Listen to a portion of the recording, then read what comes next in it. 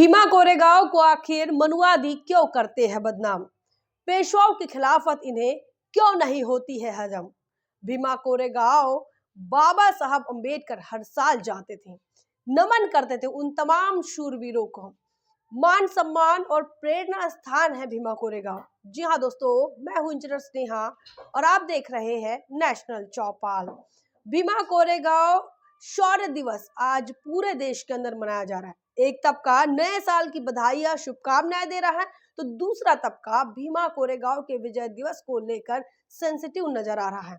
इतना ही नहीं, भीमा कोरेगांव के उन 500 शूरवीरों को नमन किया जा रहा है और फक्र के साथ, गर्व के साथ उन्हें याद किया जा रहा है। वहीं दूसरी तरफ देश में मनुवादी व्यवस्था के माध्यम से जो यंत्रणा है, वो तमाम यंत्रणा लगातार भीमा कोरेगांव को बदनाम करने के लिए लगी पड़ी है।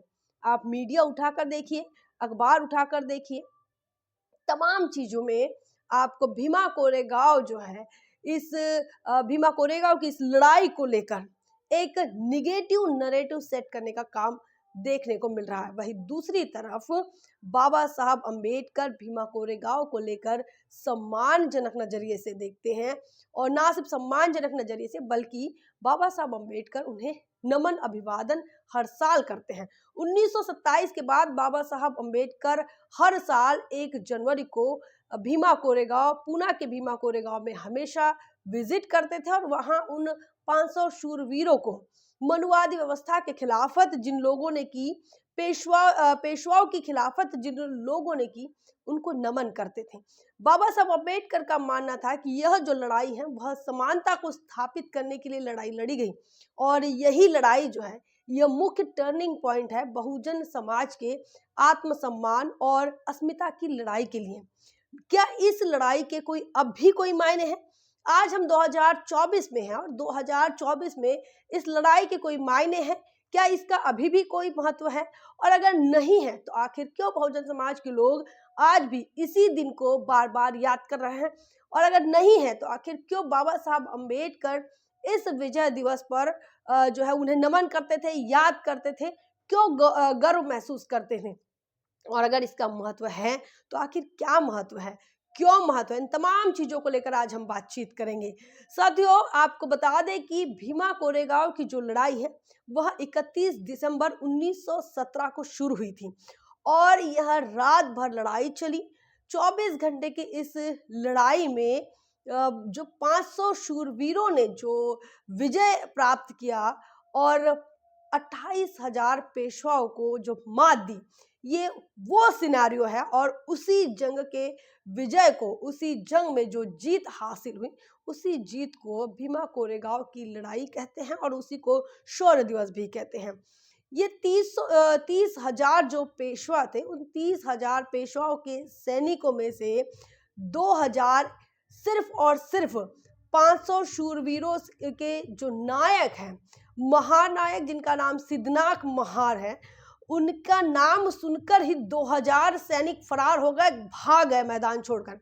28,000 पेशवा बचे और उन 28,000 पेशवाओं को 500 शूरवीरों ने, और खासकर महारों का नाम आता है चूंकि महारों ने इस 500 शूरवीरों को लीड किया था, उनका 500 सिपाहियों का, बटालियन का जिन्होंने नेतृत्व किया था, वो महार थे और मेजॉरिटी महार की थी। लेकिन बता दें कि इन 500 शूरवीरों में आदिवासी समुदाय का भी जिक्र है, इन 500 शूरवीरों में मुसलमानों का जिक्र है, इन 500 शूरवीरों में मराठों का जिक्र है, और इन्हीं 500 शूरवीरों में जो कि कुंबी समाज जिसे कहा जाता है महाराष्ट्र के अंदर, पाटिल समाज, ये तमाम लोगों का समावेश है। इसमें शेड्यूल कास्ट में अलग अलग जो जातियां हैं महाराष्ट्र के अंदर, उन मांग, महार, मेहतर, चर्मकारी, तमाम जातियों का इस 500 शूरवीरों में इनका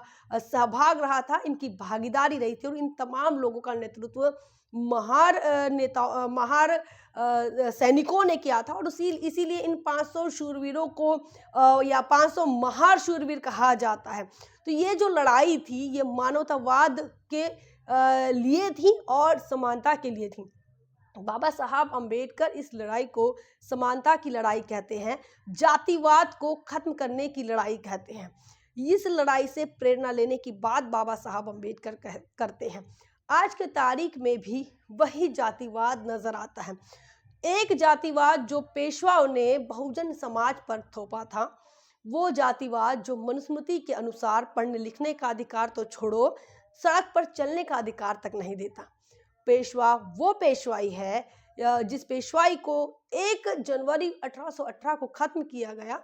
वो पेशवाई जो बहुजन समाज के लोगों को, खासकर एससी एसटी के लोगों को सड़क पर चलने की, पानी पीने की आज़ादी नहीं देती। उनकी छाव सड़क पर ना पड़े, उनके पैरों के निशान सड़कों पर ना पड़े, इसकी सारी व्यवस्था पेशवाई ने कर रखी थी। और जानवरों से भी बदतर व्यवस्था देश के दलितों आदिवासियों के लिए जिसने दी, वो पेशवाई है। और इसी पेशवाई की खिलाफत, इसी अमानवीय व्यवस्था की खिलाफत जिन 500 लोगों ने की, उन्हें आज शूरवीर कहा जाता है। उन्हें महान लोगों में उनका नाम आज शुमार है। बाबा साहब अंबेडकर कहते हैं कि ये टर्निंग पॉइंट है। अगर भीमा कोरेगांव नहीं होता तो महात्मा ज्योतिराव फुले हमें देखने को नहीं मिलते। अगर भीमा कोरेगांव नहीं होता तो सावित्रीबाई फुले हमें देखने को नहीं मिलती। अगर भीमा कोरेगांव का यह विजय दिवस नहीं होता तो सारे जिन महापुरुषों को लेकर आज बहुजन समाज जो है वो फक्र महसूस करता है, वो तमाम महापुरुषों के नामो निशान नहीं होते। चूँकि पेशवाई वो व्यवस्था है जहाँ पर इंसानों को इंसान नहीं समझा जा रहा था। जानवरों से भी बदतर जीवन जीने के लिए मजबूर बहुजन समाज यह पेशवाई के शासनकाल में रहा। और इसी पेशवाई की खिलाफत 500 शूरवीरों ने की। इंसानियत का अधिकार प्राप्त करने के लिए, मानवीय मूल्यों के लिए यह लड़ाई लड़ी गई थी। और यह मानवीय मूल्यों की जो लड़ाई है वह सीधे सीधे प्रहार करती है मनुस्मृति पर, मनुवादी व्यवस्था पर। और यही बात है, यही कारण है कि भीमा कोरेगांव की इस लड़ाई को इस देश का मीडिया, इस देश के मनुवादी अंग्रेज वर्सेस ब्राह्मण बताते हैं, और ब्राह्मणों को इस देश के देशभक्त बताते हैं और अंग्रेजों को दुश्मन बताते हैं। और इन 500 शूरवीरों को अंग्रेजों के हस्तक बताते हैं। इस भीमा कोरेगांव का जो पवित्र मकसद है, जो पाक मकसद है, उस पाक मकसद को अपने नापाक इरादों से समाज के सामने, लोगों के सामने, देश के सामने रखने का भरकस प्रयास मनुवादी व्यवस्था के माध्यम से, मनुवादी मीडिया के माध्यम से लगातार होता हुआ नजर आ रहा है। 2018 के बाद भीमा कोरेगांव अधिक चर्चा में आया। यहाँ भीमा कोरेगांव पूना में है और महाराष्ट्र के पूना में यह भीमा कोरेगांव है। पहले महाराष्ट्र के बाहर इसे नहीं जाना जाता था, लेकिन 2018 में जो फसाद हुआ उसके बाद भीमा कोरेगांव की चर्चाएं होने लगी। बहुजन समाज ने अपना सच्चा इतिहास ढूंढ कर निकाला। मनुवादियों ने उस सच्चे इतिहास को छुपाने की, दबाने की लगातार कोशिश की, लेकिन वो नाकाम रहे। और लगातार आज वह प्रयास अब भी जारी है।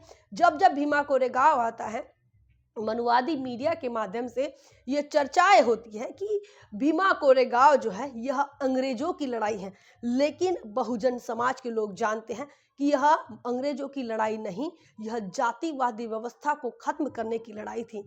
यह लड़ाई मनुवादी व्यवस्था द्वारा जो उत्पीड़न हो रहा था बहुजन समाज का, जो अन्याय हो रहा था बहुजन समाज पर, उसे खत्म करने की लड़ाई थी। यह लड़ाई प्रेरणा है बहुजन समाज के लिए आज के तारीख में लड़ने के लिए।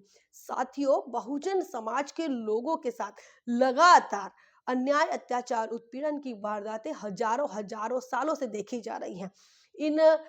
इन घटनाओं को महापुरुषों ने अलग अलग तरीके से डिफाइन किया है। बाबा साहब अंबेडकर ने कहा कि यह जानवरों से भी बदतर सलूक करते हैं। महात्मा ज्योतिराव फुले कहते हैं कि जानवरों जैसा सलूक करते हैं इस देश के एससी एसटी ओबीसी के साथ। तो इस प्रकार से अलग अलग तरीके से डिफाइन किया और इसी व्यवस्था को बदलने के लिए 500 शूरवीरों ने कमर कसी और तलवार हाथ में ली और पेशवाई को खत्म कर दिया। आज के तारीख में स्वरूप बदल गया है गुलामी का। पहले की जो गुलामी रही, उस गुलामी को खत्म करने के लिए मैदान जंग में दुश्मन को ललकारा जाता था। आज के तारीख में दुश्मन के माध्यम से कैसी गुलामी थोपी जा रही है, उसे समझना जरूरी है। आज भी भीमा कोरेगांव जरूरी है, आज भी भीमा कोरेगांव की लड़ाई आवश्यक है, लेकिन अब उसका स्वरूप, उसका साधन, उसका संसाधन और उसका सॉल्यूशन अब बदल गया है। बहुजन समाज को अब इससे अपडेट होना होगा और भीमा कोरेगांव से प्रेरणा लेकर 21वीं सदी की नई लड़ाई को समझना होगा। 21वीं सदी की नई गुलामी, नए उत्पीड़न को समझना होगा। पहले के समय में सारा का सारा जो उत्पीड़न है वह विजिबल होता था, समझने लायक होता था, दिखाई देता था। आज के तारीख में वही गुलामी, वही उत्पीड़न, वही डिस्क्रिमिनेशन अब कॉलेज यूनिवर्सिटी में पहुंच गया है। वही डिस्क्रिमिनेशन डिपार्टमेंट्स में पहुंच गया है, नौकरी करने वाले ऑफिस में पहुंच गया है। तो ऐसे में ये डिस्क्रिमिनेशन स्टेट और सेंटर में पहुंच गया है, ये डिस्क्रिमिनेशन प्रशासकीय कार्यालय में पहुंच गया है। पहले कुएं की गुलामी समझ आती थी, अब यह डिस्क्रिमिनेशन बन गया है। पहले अन्याय जो होता था वह गांव में होता था, अब जो अन्याय होता है वह अलग अलग सरकारी विभागों में कर्मचारियों के अधीन होता है। तो इस प्रकार से अब गुलामी का, उत्पीड़न का स्वरूप बदल गया है और उसके साधन संसाधन भी बदल गए हैं। पहले जाति को आधार बनाकर उन्हें बहुजन समाज को जलील किया जाता था, अब जाति का आधार बनाकर उन्हें एलिमिनेट किया जाता है, उन्हें इग्नोर किया जाता है। और यह सारी चीज़ें आज के तारीख में गुलामी को ही डिफाइन करती हैं। जो गुलामी 1817 दिसंबर 31 को देखी गई, आज के तारीख में उसी प्रकार की गुलामी है, लेकिन वह गुलामी इनविजिबल हो गई है, वह गुलामी अपडेट हो गई है। मनुवादी व्यवस्था ने उसे अपडेट कर दिया है, उसके सॉल्यूशंस भी अब हमको अपडेट करने होंगे। बहुजन समाज को इन चीज़ों को समझना होगा और बहुजन समाज ये सारी चीज़ों को अगर नहीं समझता है तो भीमा कोरेगांव की लड़ाई से बहुजन समाज क्या प्रेरणा ले रहा है, ये भी बड़ा सवाल है। एक तरफ मनुवादी व्यवस्था लगातार भीमा कोरेगांव को बदनाम करने के लिए काम कर रही है, दूसरी तरफ बहुजन समाज के लोग भीमा कोरेगांव से प्रेरित होकर अपने जातीय उत्पीड़न को, अपने साथ हो रहे अन्याय अत्याचार को इस देश की व्यवस्था में, जो कि संवैधानिक व्यवस्था है, उस संवैधानिक व्यवस्था को किस प्रकार से मनुवादी व्यवस्था में तब्दील किया जा रहा है, उसे रोक पाने में, उसे समझ पाने में बहुजन समाज को सक्षम बनना होगा और उसे समझना होगा। अगर बहुजन समाज इन चीज़ों को समझता है तो भीमा कोरेगांव की तरह जैसे 28,000 पेशवाओं को सिर्फ 500 महारों ने सबक सिखाया, उसी प्रकार से लोकतंत्र में बहुजन समाज के लोग मनुवादी ताकतों को, मनुवादी लोगों को सबक सिखा सकते हैं, बशर्ते अपने गुलामी के स्वरूप को, गुलामी के साधन संसाधन को और गुलामी को दूर करने के सॉल्यूशन को समझने की ज़रूरत है। पहले के समय में गुलामी को ख़त्म करने के लिए लड़ाइयाँ लड़ी जाती थी, आज के तारीख में गुलामी को ख़त्म करने के लिए, उत्पीड़न को, जातिवाद को ख़त्म करने के लिए कॉन्स्टिट्यूशनल सेफगार्ड है, मतलब संवैधानिक सुरक्षा है। संवैधानिक सुरक्षा ही बहुजन समाज की सच्ची संपत्ति है और सच्ची विरासत है। इस विरासत को बनाए रखने के लिए अगर बहुजन समाज भीमा कोरेगांव से प्रेरणा लेता है तो आने वाले समय में बहुजन समाज के भविष्य के लिए यह बेहद सुखकर होगा और ना सिर्फ सुखकर होगा बल्कि बहुजन समाज के हितों के लिए और सुखों के लिए भी यह महत्वपूर्ण साबित होगा। क्या कुछ आपका मानना है, क्या कुछ आपका सोचना है, कमेंट सेक्शन में ज़रूर लिखिए। बने रहे नेशनल चौपाल पर, तब तक के लिए जय भीम, जय भारत।